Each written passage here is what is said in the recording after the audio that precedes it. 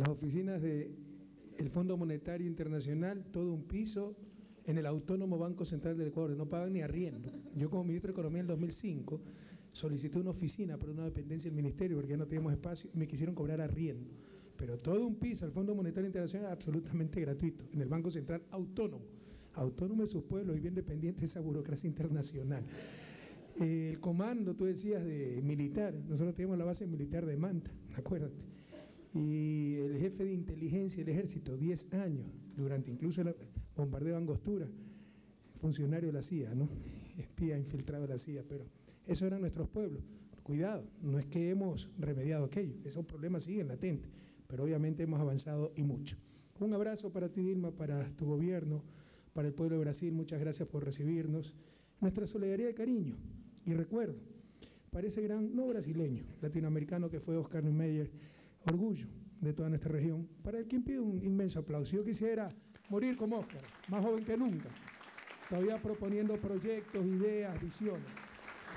Sigue acompañándonos, Oscar, y les insisto, murió más joven que nunca a sus 104 años de edad.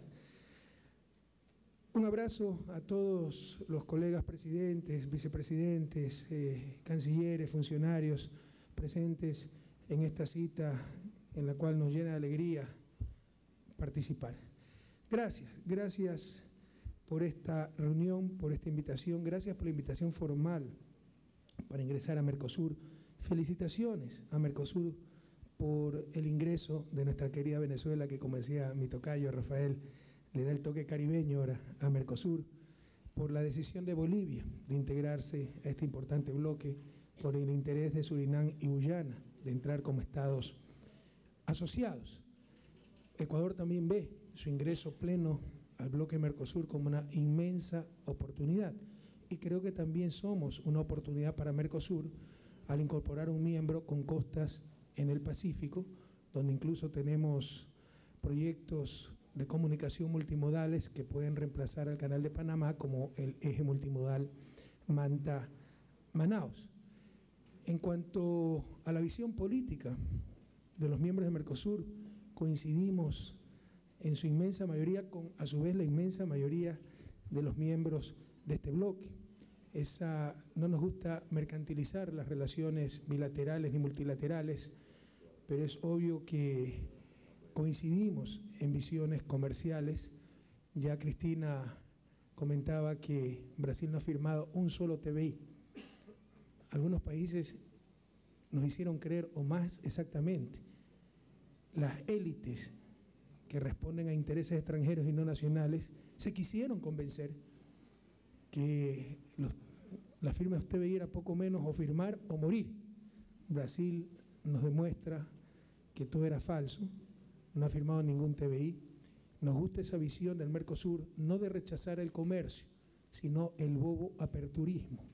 El comercio debe ser para beneficio de nuestros pueblos, no para que unos pueblos aplasten a los otros. Cristina decía que Europa lleva décadas de proteccionismo. Con el cariño y admiración que tengo para Cristina, tengo que corregirla. Lleva siglos de proteccionismo. De hecho, fue la creadora del proteccionismo moderno con Friedrich List, economista alemán, que a su vez aprendió esas ideas, obtuvo esas ideas de Alexander Hamilton, en ese entonces ministro del Tesoro de Estados Unidos.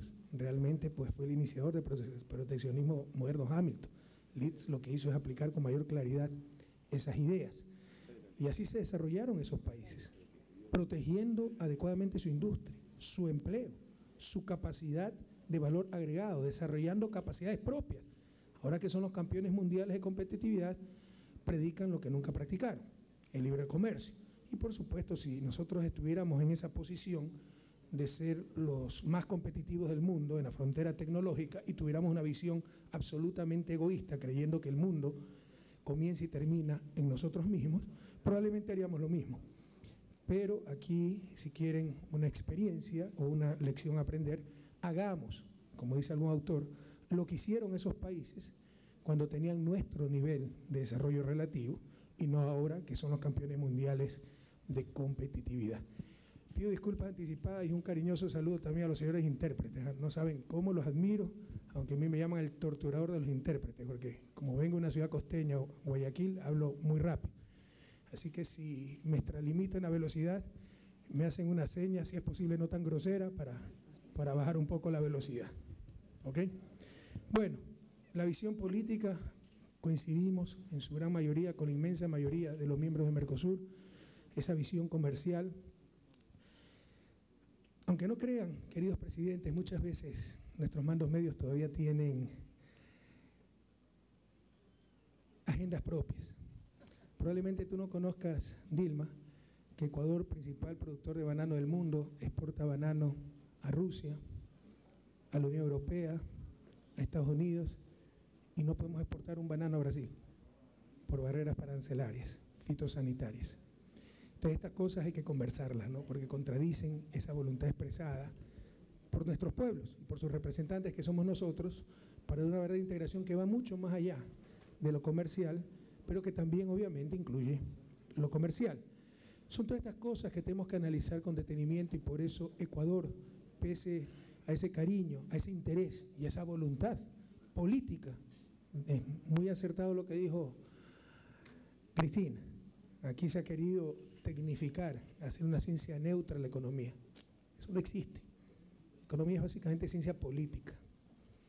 Y aquí hay la decisión política del Ecuador, de su gobierno, de acercarse al bloque Mercosur por esas coincidencias en visiones, pero obviamente también existen problemas prácticos que hay que tenerlos en cuenta.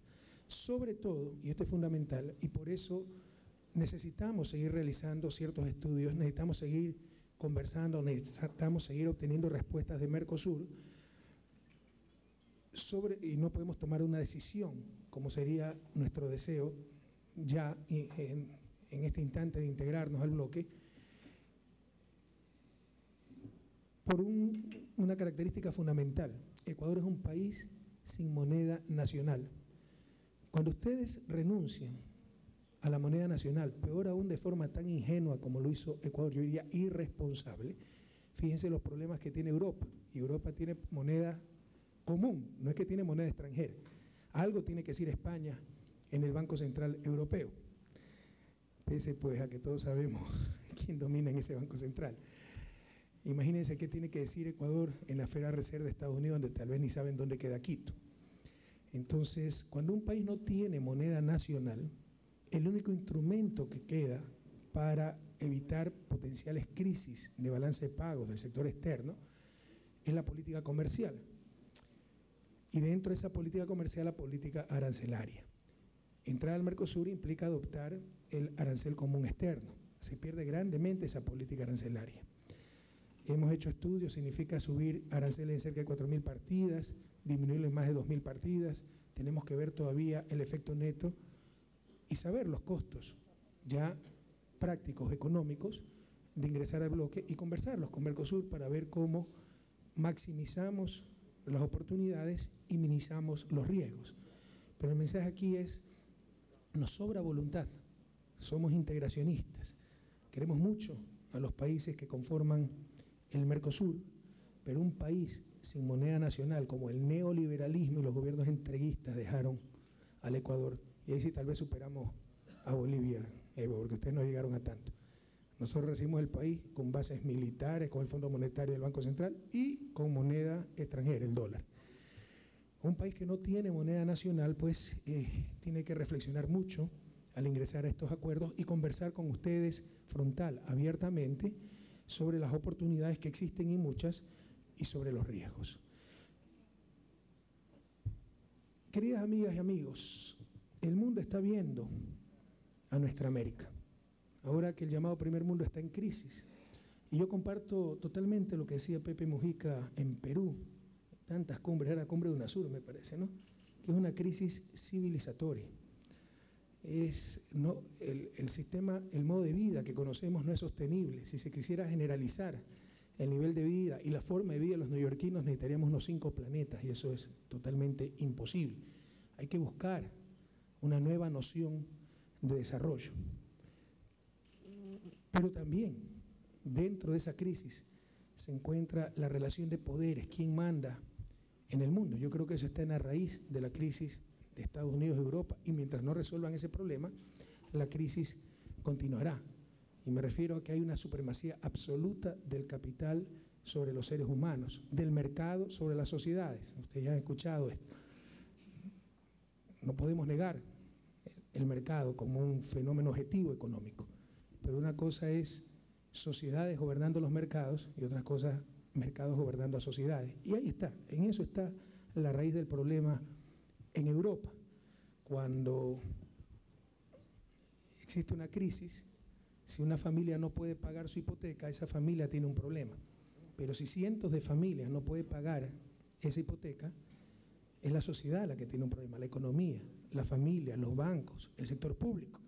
Y si se quiere seguir con la misma lógica individual micro, por la supremacía del capital sobre los seres humanos, me pagas o me pagas, se va a llegar al peor de los mundos. Familias que necesitan casas sin casas y bancos que no necesitan casas con casas. Y aquí otro punto a reflexionar. Europa y el mundo están viendo a América Latina, porque es una región que crece, que disminuye desigualdad, disminuye pobreza, pero cuidado, tenemos sobre expectativas, cuidado, sobredimensionamos el éxito temporal que estamos teniendo. América Latina apenas lleva creciendo 3 años. En 2009 América Latina decreció 2%. Y no es que porque estamos creciendo más que Europa somos más ricos que Europa. La producción es flujo, es capacidad de generar riqueza. Pero si ustedes llevan 3 años generando riqueza y los otros 3 siglos, por más que su capacidad de generar riqueza sea bastante alta en estos momentos, la acumulación, la riqueza acumulada es mucho mayor en esos países que llevan siglos creciendo. Y eso hace incluso que tengamos que precisar apreciaciones, porque algunas veces se dice Europa se ha empobrecido. No, Europa sigue generando gran cantidad de riqueza, no está aumentando esa capacidad de generar, pero tiene riqueza acumulada. Y esas capacidades son enormes y todavía hay una brecha gigantesca entre nuestra América con Europa, en el ejemplo que estoy tratando. Infraestructura, ciencia y tecnología, talento humano, etc. Ahí están las capacidades para Europa. El problema es un problema de coordinación, y esa es la política económica. Y dentro de esa política, sobre todo la política monetaria, que todo está en función no de superar la crisis lo más rápido, con el menor costo, y haciendo que el costo lo paguen las corporaciones del capital financiero, sino que lo que se busca con la política monetaria de un euro fuerte, mantener la inflación baja y beneficiar a ese capital financiero, que es uno de los grandes causantes, paradójicamente, de esa crisis. Entonces no caigamos en exceso de confianza. Nos va bien temporalmente, pero nada está hecho. Nada todavía es irreversible. Tenemos que consolidar estos procesos de cambio en América Latina. Crecer es necesario, al menos en nuestro nivel de desarrollo, que nadie se engañe, porque crecer es aumentar nuestra capacidad de generar bienes y servicios para satisfacer necesidades, y satisfaciendo esas necesidades, las correctas necesidades, no el consumismo estéril, inútil, artificial, es que se logra el buen vivir. Necesitamos crecer, necesitamos seguir disminuyendo inequidad, necesitamos seguir eliminando pobreza, que para mí es el desafío, no solo el desafío, el imperativo moral de nuestra América. Incluso, de ser necesario, debería ser el imperativo excluyente. ¿Cómo explicarle a las futuras generaciones que una región que siempre tuvo tanto, vivió también tanto tiempo con pobreza, con miseria? A América Latina le sobran recursos naturales, le sobran capacidades. Teníamos para ser la región más próspera del planeta y todavía tenemos pobreza y miseria generalizada, fruto de los malos modelos económicos, de las malas políticas económicas, de los gobiernos entreguistas, de las élites, clases de élites que hemos tenido, excluyentes, que utilizaban los frutos del progreso no para dar bienestar a las grandes mayorías, sino para diferenciarse cada vez más de esas grandes mayorías, con sus clubes exclusivos, sus country, le llaman en Argentina, sus barrios exclusivos, sus colegios exclusivos, etc. Y decía, vencer la pobreza es el imperativo de ser necesario excluyente, porque muchas veces se pretende que demoremos más en superar esa pobreza, o condenemos a mucha gente mucho tiempo a la pobreza en supuestas defensas, en mi criterio equivocadas, a la naturaleza, olvidándonos que ese ser humano no es lo único importante en la naturaleza, pero sigue siendo lo más importante. Y esto, por favor, a nuestros hermanos de las organizaciones de la sociedad civil, ayuden a esta lucha. Yo creo que es una de las cosas que debemos discutir en esta clase de foros. En todos nuestros países tenemos estos problemas. Grupos extremistas que pretenden que la miseria sea parte del folclore, la pobreza parte del paisaje, y que dicen no al petróleo, no a las minerías, no a las hidroeléctricas, ¿no? Que el paisaje no se altere en absoluto, así los seres humanos que viven en ese paisaje estén muriéndose de hambre. Y las mayores víctimas de esto son nuestros pueblos ancestrales.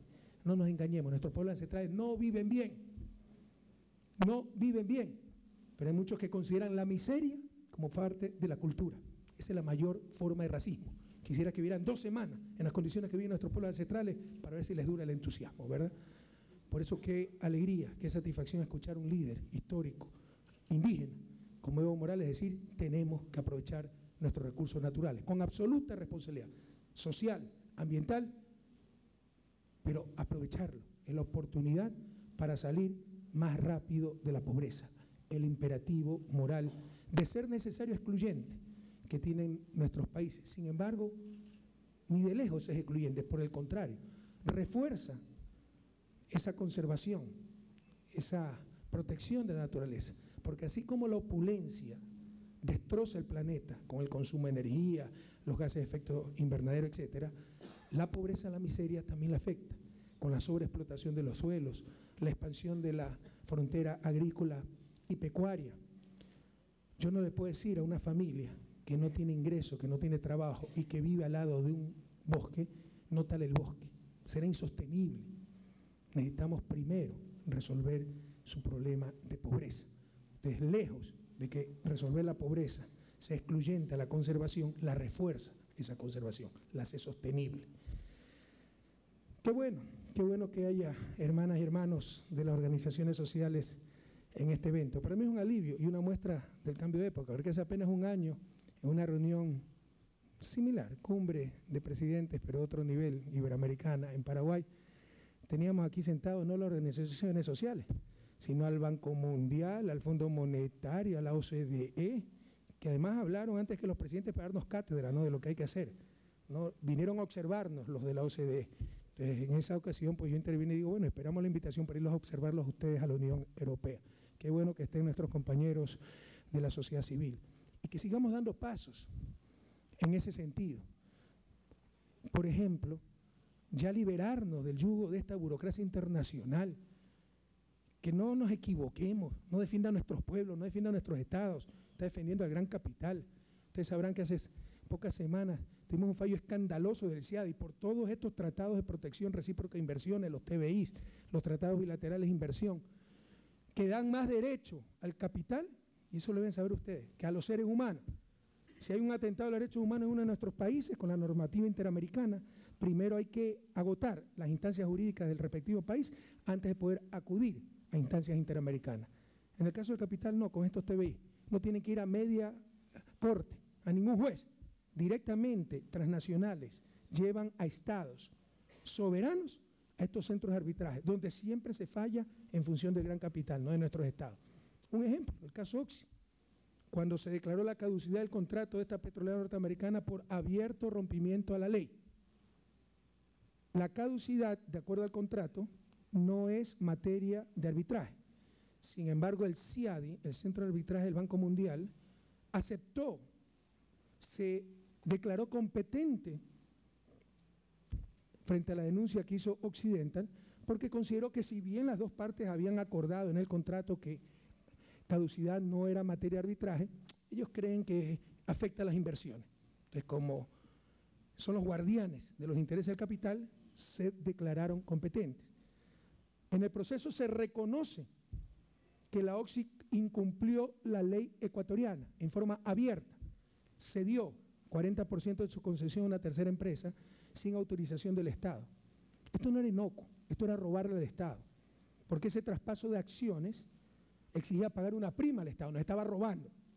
Además que de acuerdo a la ley, exigía renegociar el contrato en iguales o mejores condiciones. Y lo que dice el tribunal es que la pobre Occidental, seguramente paupérrima, no tuvo para contratar abogados, entonces fue un error de buena fe. O sea, que haya incumplido tan groseramente la ley ecuatoriana, se le chispoteó, como dice Chespirito, ¿no? Otro héroe de la América Latina, Roberto Gómez Bolaño, uno de mis ídolos, se le chispoteó. Pero no solo aquello, el CIADI le otorga a Occidental más de lo que pidió, porque ella reclamaba por el 60% de la concesión que le pertenecía y estaba protegido por estos tratados bilaterales de inversiones, pero declaró nulo la transferencia del 40% y calcula la indemnización que tiene que pagar el país sobre el 100% de la concesión. O sea, esto es tan atroz que la votación fue dividida. Nunca reconoció el Estado ecuatoriano la competencia del CIADI porque no lo tenía. Ellos nombraron a dedo un representante del Ecuador, un árbitro que represente al país, un árbitro francés, Brigitte Stern. Y es tan descarado el fallo que esa jueza dice, tengo que pronunciarme estos términos, esto es un absurdo, una barbaridad, un atentado a la justicia, un atentado a la organización jurídica de un Estado soberano como Ecuador. Habla en términos inusualmente fuertes frente a lo escandaloso del fallo. Por si acaso nos manda a pagar 1.700 millones de dólares, eso es el presupuesto de un año del Ecuador en salud, más 500 millones en intereses. También, por supuesto, pues defenderemos hasta las últimas consecuencias los derechos, más que intereses, del país y del pueblo ecuatoriano. Pero ¿esto a qué nos lleva? Dejemos de depender de estas instancias internacionales, que han sido mecanismos de sometimiento. Y con esta integración que sea efectiva, eficaz, en beneficio de nuestros pueblos, y creemos nuestras propias instancias. Cristina estaba hablando de la necesidad de crear centros de arbitraje regionales a nivel de Mercosur, a nivel de UNASUR, y si es posible, coordinar acciones para todos denunciar estos tratados que son verdaderos instrumentos de sometimiento y poder liberarnos de la cláusula, ¿cómo tú le llamas? De... Yo no, los abogados. Bueno, que el presidente soy abogada también. Ultraactividad. Ultraactividad, es decir, incluso si yo denuncio ahora estos tratados, tienen vigencia 10 años más. Entonces, aquí se requiere acción conjunta. Hagamos que la integración, por favor, tenga efectos concretos, pragmáticos, en beneficio de nuestros pueblos. Y ojalá sigamos avanzando en esa integración. Vayamos al Sistema Único de Compensación Regional, ya lo estamos utilizando los países del ALBA, más de 1.000 millones en transacciones, sin necesidad de dólares, son compensaciones mutuas. Si tú me vendes 100, yo te doy 80, la diferencia es 20. Te puedo pagar en ese instante o después calculamos eso para futuras transacciones y se minimiza el uso de una moneda extranjera que transfiere riquezas al país que emite la moneda. Si yo le vendo una silla de $10 a Uruguay, si la silla ecuatoriana vale $10 y se la vende a Uruguay, Estados Unidos solo emitiendo un billete de $10 es como si se esté captando una silla ecuatoriana. Eso se llama el ingreso por señoría. Podemos ir a ese sistema de compensación. Vamos a políticas comunes. Aislados, es el capital transnacional el que nos va a poner las condiciones. Unidos, nosotros le ponemos las condiciones a ese capital transnacional. América Latina, sobre todo en la larga y triste noche neoliberal, compitió demasiado tiempo para atraer esos capitales, precarizando a su fuerza laboral, quitando estabilidad, haciendo caer salarios reales. ¿Por qué, por ejemplo, no tener un salario mínimo a nivel regional? Además de coordinación de nuestras políticas laborales, de nuestras políticas sociales. ¿Y por qué no? Si entramos a Mercosur como queremos hacerlo, estamos tabulando los potenciales costos para conversarlos con ustedes, ver cómo se los enfrenta, etcétera, para un país que no tiene moneda nacional. Pero si tenemos un arancel común, si tenemos una Unión Europea, una Unión Aduanera, perdón, el siguiente paso es poder tener una moneda regional y cada vez concretar más esa integración de Mercosur, esa integración de UNASUR, esa integración sudamericana y ojalá algún día esa integración latinoamericana y hacer la patria grande con la que soñaron nuestros libertadores. Como muy bien lo dijo Cristina, no son modelos económicos, son proyectos políticos. Y nuestro proyecto político es el de la patria grande, la patria con la que soñaron San Martín, Simón Bolívar, José Gervasio Artigas, nuestro Río Alfaro, José Martí y tantos próceres inmensos latinoamericanos que nos precedieron. Muchísimas gracias.